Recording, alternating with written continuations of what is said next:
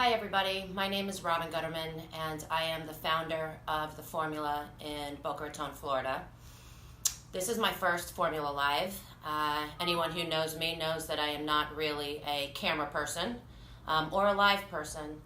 However, I made a decision today based on some news that I received to do a Formula Live to talk with some of you about addiction and deaths from addiction. I received a call last night from a former client's father, and he is devastated, and he called to let me know that my old client had died of an overdose on Easter. He was beside himself, and prior to that, well, at first he texted me and called me to let me know that she had passed, but also to thank me for everything that I had done for his daughter throughout the years. She had been a client of mine on and off, and she just couldn't seem to move forward and take the suggestions that were necessary to help her stay sober. I worked with both the family and with my client for a very long time. And the last time I saw her, she was in my program, and her brother had died of an overdose about 3 weeks before she started seeing me.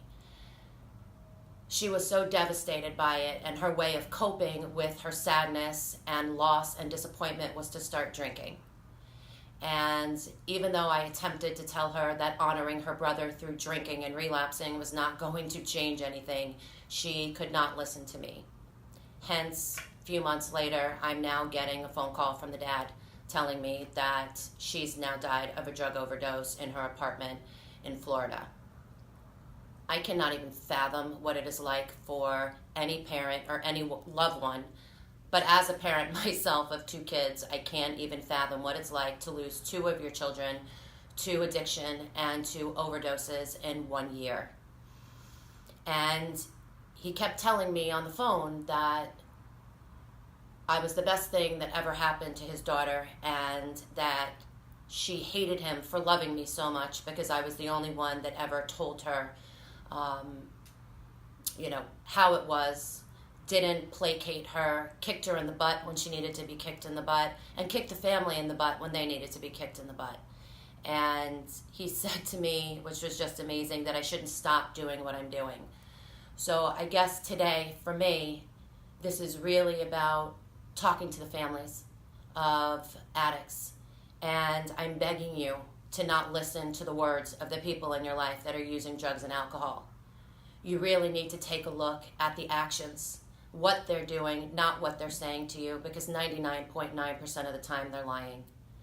And the biggest thing that I find is that parents are so panic-stricken about their kids dying that they enable their loved one over and over again.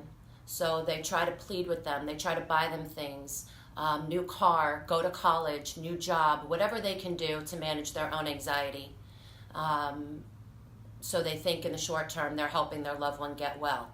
Well, that just doesn't work, because all it does is tell them that they can continue to use, and you'll keep buying or doing whatever you need to keep your own anxiety at bay. And the reality is, unless you learn how to manage your anxiety, and you learn how to reach out to help, and you learn how to make changes in your own right, there's nothing that the client's going to do, the addict's going to do to make changes. And that's the biggest problem. Clients come in here and we expect them to do things differently. We expect them to stop using. We expect them to learn how to cope. We expect them to manage their emotions. And the reality is, that's what the parent needs to do. That's what the loved one needs to do. If you have an expectation that the loved one is going to come here and is going to do something different, yet you're sitting at home and you're not making any of the changes that are necessary, and we're suggesting to you that you don't drink in front of your loved one, and we're suggesting to you that you don't listen to what they're saying and you listen to what they're doing, or we suggest to you that you stop giving them money and you stop making it okay for them to continue to use, then they're going to keep doing it. You're the role models, you're the family, you're the loved one, you're the boyfriend, you're the father. And at the end of the day, you're either contributing to the person you love's illness, or you're contributing to getting them well. And in my 25 years of doing this, it always comes down to the same thing. And parents call me up over and over again, and I tell them that they're going to do this. I tell them that if they don't listen to what I'm saying and they don't take the suggestions, there's going to be a day that they're going to call me or text me and they're going to say, Robin, I just wanted to thank you so much for everything that you've done. I wish I would have listened to you because the funeral's tomorrow. And unfortunately, I've had 2 clients overdose in the past week, and a grieving father and a grieving family who said to me last night that he wished he would have listened to the things that I asked of him. Parents, boyfriends, girlfriends, family members, you have to hit your bottom first. You have to be willing to do whatever is asked of you to do, as uncomfortable as it may be, to help the person you love get where they need to go. If you are not willing, then your enabling is going to be the reason that they're dead. And they're going to follow you and they're going to follow me only if you do something different. So please, I am so devastated for this beautiful, beautiful young woman who was vibrant and smart and intelligent and had so much in front of her. She was educated and she had a loving family and a loving brother who's dead as well. So if you don't want to be the parent who's burying 2 children, I beg you, stop enabling. Give me a call. I don't care if it's at the formula. I don't care if it's a personal phone call or a text on my website. But please reach out, because I promise you it's only a matter of time that makes you different from the parent who called me yesterday.